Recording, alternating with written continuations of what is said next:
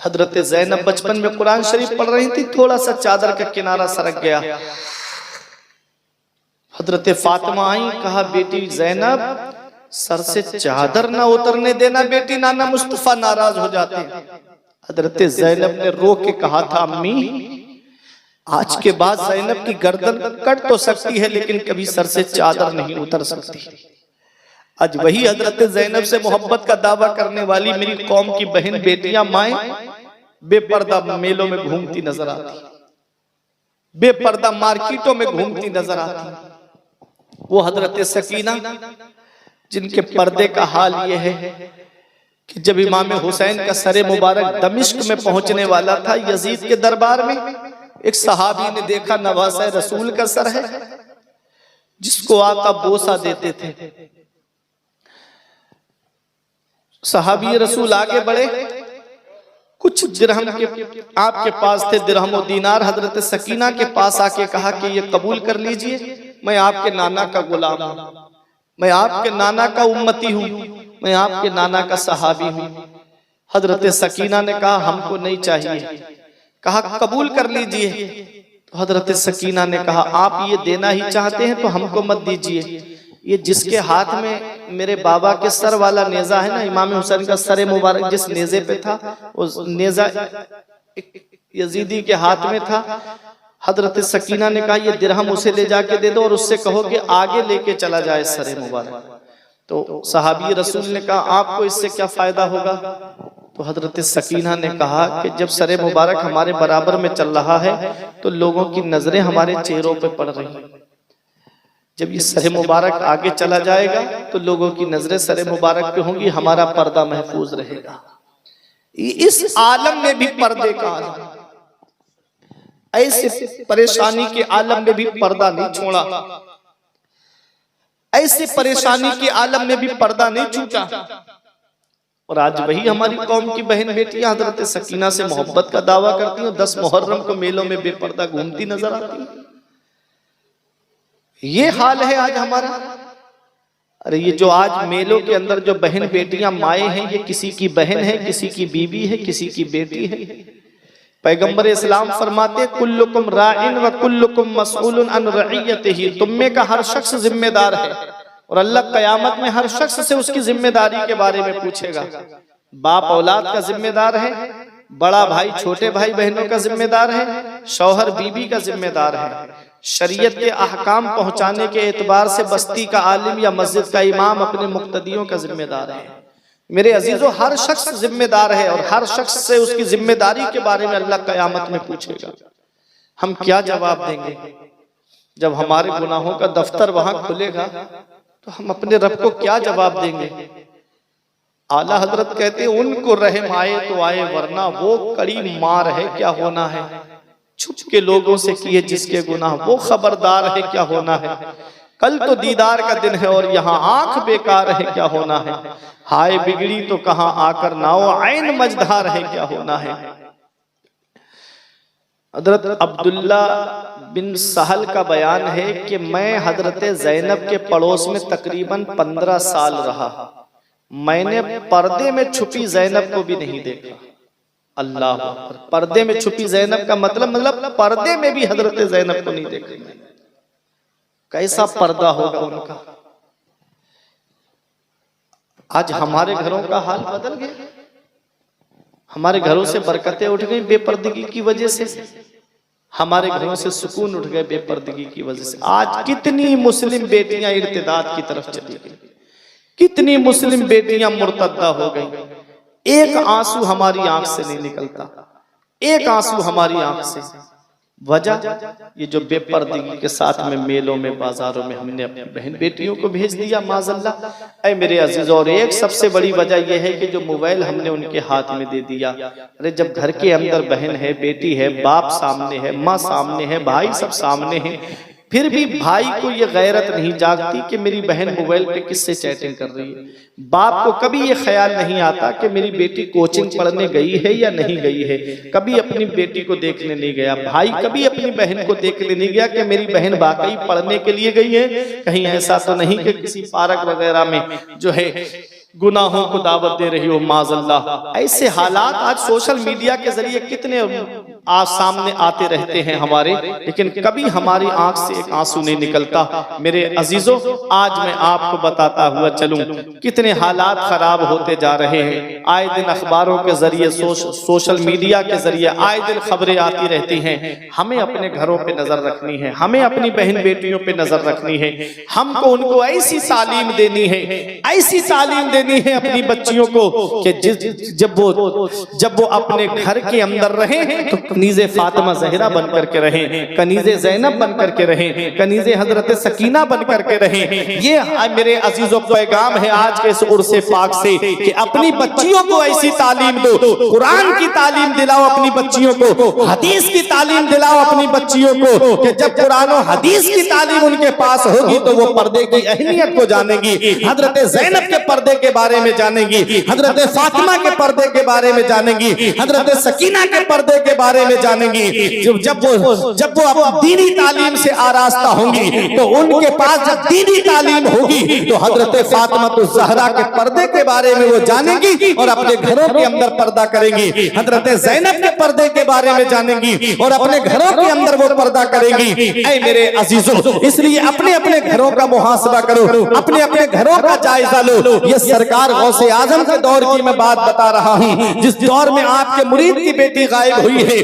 अल्लाह अकबर, ये सरकार गौसे आजम का दौर है, बड़ा पाकीज़ा दौर है। गौसे आजम ने फरमाया जाकर के खंडरात में चला जा, वहां जिन्नात का सरदार आए, उसे बता देना कि गौसे आजम ने मुझे यहाँ पर बिठाया है। और वो आया, मुरीद ने बताया भी कि मैं गौसे आजम का मुरीद हूँ। जिन्नात के सरदार ने गौसे आजम के मुरीद की बेटी को ढूंढ करके दिया।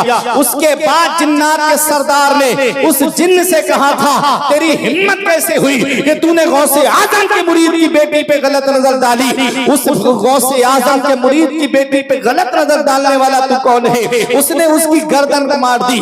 उसके बाद गौसे आजम के मुरीद ने पूछा, तुम मेरे गौस को कैसे जानते हो, मेरे शेख को कैसे जानते हो? तो गौसे आजम के मुरीद की बात सुनकर के जिन्नात के सरदार ने कहा, तुम जानने की बात करते हो? अरे गौसे आजम की शान तो ये है, हम दुनिया के किसी भी कोने पे हो, वो सिर्फ निगाहे जलाल उठा दे अपने हुजरे से, हम जहां हो वहीं हमारे बदन में आग लग जाए। तुम जानने की बात करते हो? अरे गौसे आजम की शान तो ये है, जिस मकान में, जिस घर में, जिस जगह गौसे आजम का नाम लिया जाएगा, मेरी नस्ल का जिन उस घर में दाखिल नहीं हो सकता। वाह वाह वाह वाह वाह, नारे तकबीर, नारे रिसालत, असलगे आला हज़रत फैज़ाने गौसे आज़म। क्या बात है, सुभान अल्लाह। अपने घरों में गौसे आज़म का जिक्र करो, अपनी बस्तियों में गौसे आज़म का जिक्र करो, खत्मे कादरिया कराया करो अपने घरों के अंदर, उलमा को बुला करके गौसे आज़म के नाम की मजलिसें सजाया करो अपने घरों के अंदर। ये गौसे आज़म हैं, जिन्नात के भी पीर हैं। गौसे आज़म फरमाते हैं, जिन्नात के भी पीर हैं। गौसे आज़म फरमाते हैं, मैं सबका पीर हूँ, अना शेखुल कुल, मैं सबका पीर हूँ, मैं पीराने पीर हूँ। ताज शरिया पुकार के कहते हैं, पीरों के आप पीर है या गौस अल मदद, अहले सफा के मीर है या गौस अल मदद, सदका रसूल पाक का झोली में डाल दो, हम कादरी फकीर है या गौस अल मदद। सुभान अल्लाह, माशाअल्लाह। हम कादरी फकीर हैं या गौस अल मदद। ये कादरी निस्बत का पट्टा अपनी गर्दन में डालो। ये कादरी और चिश्ती, ये दो सिलसिलों के बारे में मैंने पढ़ा। सिलसिले तो अपनी जगह सभी हक पर हैं, लेकिन गरीब नवाज जब काबे का तवाफ कर रहे थे तो आवाज आई, मोइनुद्दीन मांग ले जो चाहता है। 3 बार आवाज आई, अर्ज किया मौला तू सब जानता है। आवाज आई, मोइनुद्दीन जो तेरे सिलसिले का होगा उसे उस वक्त तक मौत नहीं दूंगा जब तक उसे तौबा की तौफीक नहीं दे दूंगा। सुभान अल्लाह, माशाअल्लाह, सुभान अल्लाह। चिश्तियों, किस्मत पे नाज करो अपनी कि तुमको गरीब नवाज का दामन मिला। वाह वाह वाह वाह। और सरकार गौसे आजम जब बगदाद वालों की नजर से गायब हो गए तो ढूंढने के लिए निकले लोग आपको, तो आप दरिया दजला के पानी पे चलते हुए आ रहे थे, मछलियां आपके कदम को बोसा दे रही थी। जब आप आए तो आपके लिए एक जान नमाज आई, आप उस पे आपने जोहर की नमाज का वक्त था, अल्लाह की इबादत में आप मशगूल हो गए, जोहर की नमाज पढ़ाई, जितने लोग थे वो सब जमात में शामिल हुए। हजरत सहल बिन अब्दुल्ला तुस्तरी कहते हैं कि मैंने देखा कि गौसे आजम के मुंह से नूर निकलता और आसमान की तरफ जाता, और जब आप नमाज से फारिग हुए तो कहते हैं गौसे आजम ने हाथ उठा के दुआ की, ए अल्लाह मैं तेरी बारगाह में तेरे प्यारे हबीब मोहम्मद रसूलुल्लाह को वसीला बना के दुआ करता हूँ, जो मेरा मुरीद है, जो मेरे मुरीदों का मुरीद है, उसे उस वक्त तक मौत ना आए जब तक उसे तौबा की तौफीक नसीब ना। हजरत सहल बिन अब्दुल्ला तुस्तरी कहते हैं कि मैंने अपने कानों से आवाज सुनी थी, गैब से आवाज आई, या अब्दुल कादिर जीलानी उबशुर कद इस्तजबतु लका, ए अब्दुल कादिर जीलानी खुश हो जाओ, मैंने तुम्हारी दुआ को कबूल कर लिया। इसी को मेरे इमाम ने दुआ में यूं कहा, कादरी कर कादरी रख कादरियों में उठा, कदरे अब्दुल कादरे कुदरत नुमा के वास्ते, कदरे अब्दुल कादरे कुदरत नुमा के वास्ते। अब मेरी आखिरी बात और तकरीर मेरी खत्म होने जा रही है। ये तमाम सिलसिले जो हैं आप देख रहे हो, ये जो आप लाइट देख रहे हो ना, ये लाइट ये कहां से आ रही? डायरेक्ट पावर हाउस से आ रही है या ट्रांसफार्मर के जरिए आ रही है? आप बताओ, पावर हाउस से आ रही है, ट्रांसफार्मर के जरिए आ रही है? ये लाइट जो है ये ट्रांसफार्मर के जरिए आ रही है। जो वसीले के कायल नहीं है उनसे कहो डायरेक्ट पावर हाउस में जाकर के तार लगाओ, फिर देखो घर में फ्रिज चलेगा, फिर देखो वॉशिंग मशीन चलेगी, फिर देखना कि कूलर हवा देगा, फिर देखना बल्ब जलेगा, बल्ब बाद में, पहले लगाने वाला पहले जल के राख हो जाएगा। समझ रहे हैं? डायरेक्ट अगर पावर हाउस में चले गए, ये लाइट पावर हाउस से ट्रांसफार्मर के अंदर आती है, ट्रांसफार्मर उसे डिवाइड करता है, कम करता है, फिर ये तारों के जरिए हमारे घरों तक पहुंचती है, और घरों से फिर हमारे स्विच के अंदर आती है, बोर्ड के अंदर आती है, फिर उससे जब हम चटकनी दबाते हैं तो पंखा चलता है, कूलर चलता है, वॉशिंग मशीन चलती है। समझ गए ना आप? ये अब मैं आपको जो समझाना चाहता हूँ, अल्लाह करे आपकी समझ में आ जाए, मैं जो बात आपके जहन तक पहुंचाना चाहता हूँ, ये जो सिलसिले हैं ना आप देख रहे हो। अब यहाँ देखो, एक सफेद रोशनी निकल रही है, किसी से पीली रोशनी निकल रही है, किसी से हरी रोशनी निकल रही है। आप इसको देख लो, इसमें सब कलर आपको दिखेंगे, लाल कलर भी है, पीला भी है, सफेद भी है, नीला भी है नहीं कलर? अब ये तमाम कलर हैं तो सब रोशन लाइट से ही, तमाम लाइट ही से तो हैं, अलग अलग कलर हैं। अगर हरा बल्ब लगाओगे तो हरी रोशनी आएगी, पीला लगाओगे तो पीली रोशनी आएगी, अगर उसमें सफेद लगाओगे तो सफेद रोशनी आएगी। इसीलिए मेरे अजीजों, ये जो सिलसिले हैं ना, ये तमाम सिलसिले मदीने वाले मुस्तफा की बारगाह तक पहुंचते हैं। अब कोई कादरी सिलसिले से जुड़ गया है, कोई चिश्ती सिलसिले से जुड़ गया है, कोई सोहरवर्दी सिलसिले से जुड़ गया है, कोई नक्शबंदी सिलसिले से जुड़ गया है। तो जैसे ये बल्बों में अलग अलग रोशनी है, ये रोशनी आप पावर हाउस ही से रही है।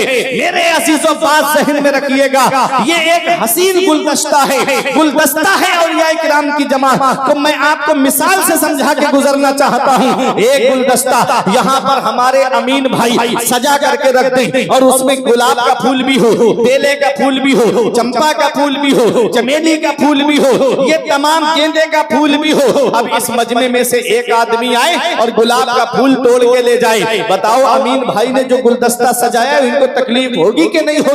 अगर वहां से कोई बेले का फूल तोड़ के ले जाए, वो कहेंगे मैंने कितने प्यार से गुलदस्ता सजाया और इसे तोड़ करके ले गए। बात को समझते हुए चलिएगा, अल्लाह रब्बुल इज्जत ने हदीस कुदसी में फरमाया, मेरे जितने वली हैं वो सब मेरी चादर रहमत के नीचे है, उनका मर्तबा मेरे अलावा कोई नहीं जानता है। क्या समझे? मतलब ये है, अब ऐसा नहीं कि गौसे आजम को मानो और शाहमदार की शान में गुस्ताखी करो, या शाहमदार को मानो गौसे आजम की शान में गुस्ताखी करो, गरीब नवाज से तो प्यार करो और दूसरे वलियों की शान में गुस्ताखी करो।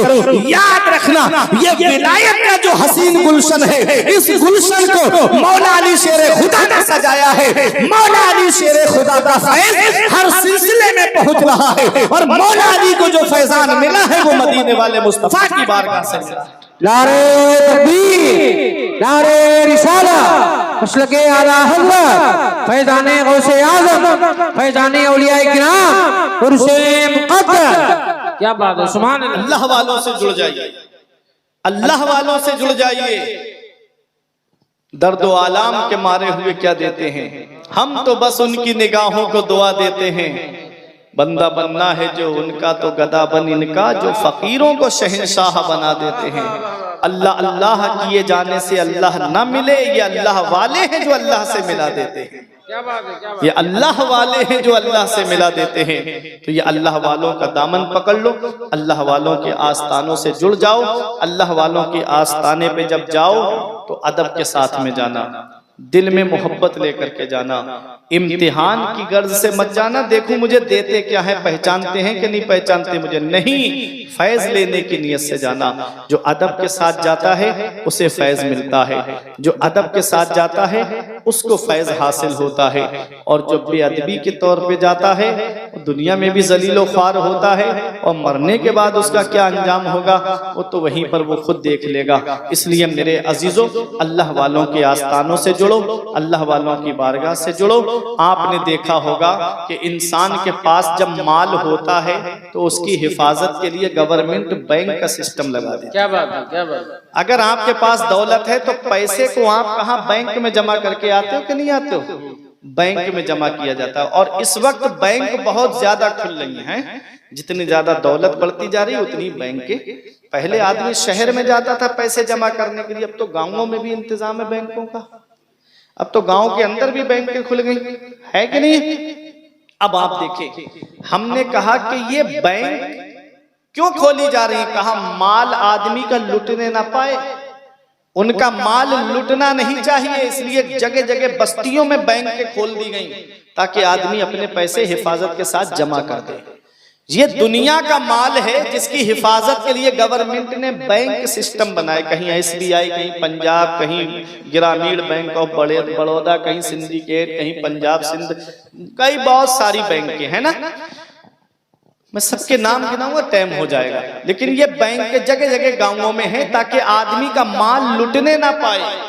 ये दुनिया का माल है, रुपया, पैसा, यूरो, डॉलर, दिरहम, दीनार, ये दुनिया का माल है। और आदमी के पास आखिरत का माल क्या है, नमाज, रोजा, हज, ज़कात, सदका, खैरात, ये आखिरत का माल है। क्या बात। दुनिया का माल लुटने के लिए बैंक सिस्टम है, हमारे आखिरत का माल लुटने ना पाए इसे बचाने के लिए अल्लाह रब्बुल इज्जत ने अपने वलियों को बस्ती में उतारा, औलिया को बस्तियों में उतारा, ताकि लोगों का ईमान लुटने ना पाए, ताकि उनके अकीदे पे कोई हमला ना करने पाए। इसलिए मेरे अजीजों, ये अल्लाह वालों के जो आस्ताने हैं ये हमारे ईमान की हिफाजत करते हैं, हमारे अकीदे की हिफाजत करते हैं। इसलिए आस्तानों से जुड़े रहो, ऐसी बुलंदियों के मीनारों पे जाइए, उठकर जमीन से चांद सितारों पे जाइए। अजमत जो चाहते हो मेरा मशवरा सुनो, अल्लाह के वली के मज़ारों पे जाइए, अल्लाह के वली के मज़ारों पे जाइए। या अय्युहल इंसान, ऐ इंसान, मा गर्रका बिरब्बिकल करीम, करम करने वाले रब से तुझे किस चीज ने धोखे में रखा। अल्लज़ी खलक़का फसव्वाका फ़अदलक, वो अल्लाह जिसने तुझे पैदा किया तो तेरे अंदर कोई कमी नहीं रखी। फी अय्यि सूरतिन मा शाअ रक्कबक, जिस सूरत में उसने तुझे चाहा तरकीब दिया। देखो अल्लाह ने पैर दिए तो छोटे बड़े नहीं दिए, बराबर दिए। क्या बात। हाथ दिए तो छोटे बड़े हाथ नहीं दिए, बराबर हाथ दिए। आंखें दी तो छोट कम ज्यादा देखने वाली नहीं दी, बराबर देखने वाली आंख अता की। कान अता फरमाए तो कम ज्यादा सुनने वाले नहीं दिए, बराबर सुनने वाले कान उस रब ने हमको अता फरमाए। और कौन ऐसा है जो पानी पे तस्वीर बना दे, कौन ऐसा है जो पानी पे तस्वीर बना दे। अल्लाह रब्बुल इज्जत ने इंसान को एक गंदे पानी से पैदा किया है, खूबसूरत इंसान बनाया, ऐसा बनाया। लक़द खलक़नल इंसान फी अहसनि तक़वीम, अल्लाह फरमाता है हमने इंसान को बेहतरीन सूरत पे पैदा किया है, बेहतरीन सूरत पे पैदा किया है। अल्लाह रब्बुल इज्जत ने बेशुमार नेमतों से हमको नवाजा है, उसका शुक्र अदा करो, हर हाल में उसका शुक्र अदा करो। घरों में कुरान की तिलावत करो, अपने घरों में नमाज का माहौल बनाओ, नमाज की पाबंदी खुद भी करो, घर वालों से भी कहो कि वो नमाज की पाबंदी करें, घर की औरतों से भी कहो कि वो फजर की नमाज पढ़ के झाड़ू बाद में लगानी है, पहले कुरान की तिलावत करनी है।